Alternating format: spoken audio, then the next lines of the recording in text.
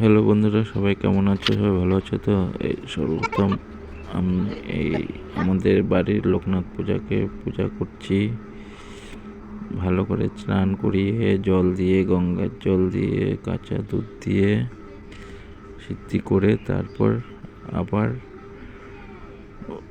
বাবার আসনে বসাবো। তারপর ভালো করে সুন্দর করে পরিষ্কার করে বাবার আসনে বসিয়ে দিলাম।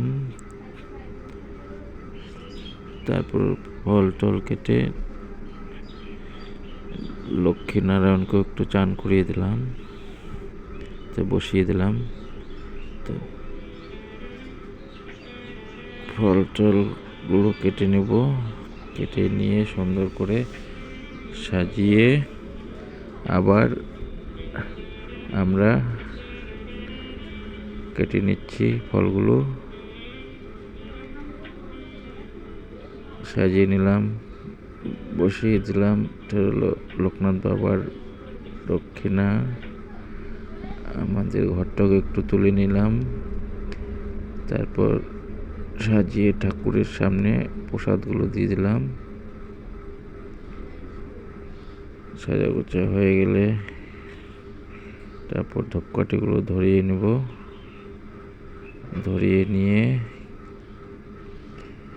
ঠাকুরের সিংহাসনে রেখে দেবো।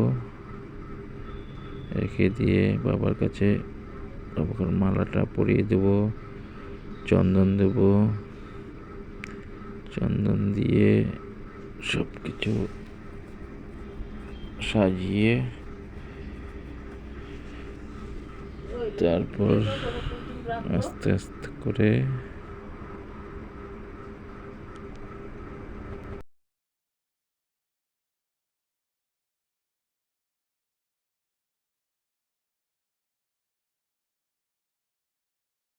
ভিডিওটি ভালো লাগলে সবাই লাইক শেয়ার করবে। কেমন হয়েছে আমাদের লোকনাথ বাবার পুজো, সেগুলো পুজোটা কেমন লাগলো সবাই একটু বলবে, কমেন্ট করবে, লাইক শেয়ার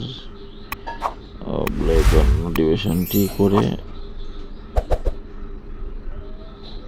জয় বাবা লোকনাথ, জয় বাবা লোকনাথ, জয় বাবা লোকনাথ।